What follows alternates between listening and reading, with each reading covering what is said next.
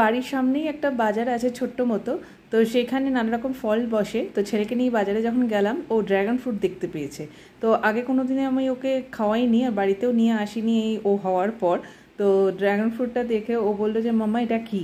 তো আমি ওকে বললাম এটাও এক ধরনের ফল, তো তুমি খাবে? তো বললো হ্যাঁ। তো আমি একটাই কিনে নিয়ে এলাম, যা দাম।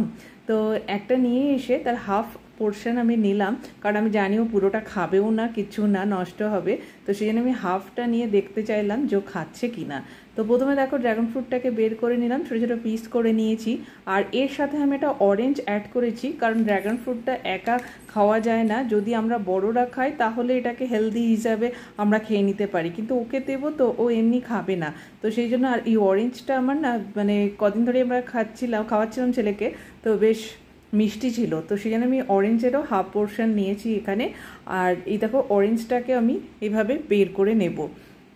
আর তোমরা চাইলে না এর মধ্যে 1 চামচ মতো চিনিও অ্যাড করতে পারো, আর যদি হেলদি করতে চাও তাহলে একটু মিষ্টিও অ্যাড করতে পারো, যদি অরেঞ্জ না দাও তো। আর এর মধ্যে আমি একটুখানি বেদানাও দিয়েছিলাম, বাড়িতে ছিল বলে। তো এই 3টে ফলকে একসাথে আমি মিক্সার জারে ব্লেন্ড করে নেব। তারপরে দেখো দেখতে এরকম হবে, এই বীজটা থাকার জন্য একটু চিয়া সিডসের মতো দেখতে লাগছে। তো দেখি এখন তিনি খান কি। কেমন হলো?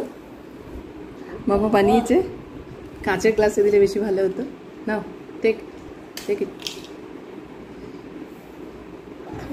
খেয়ে দেখো আগে।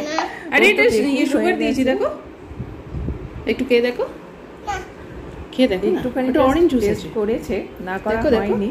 তো বললো পরে খাবে, তবে পরেও কতটা খাবে আমার জানা আছে। তো বাকিটা আমি একটু টেস্ট করে দেখলাম, টেস্ট কিন্তু খুব ভালো হয়েছিল।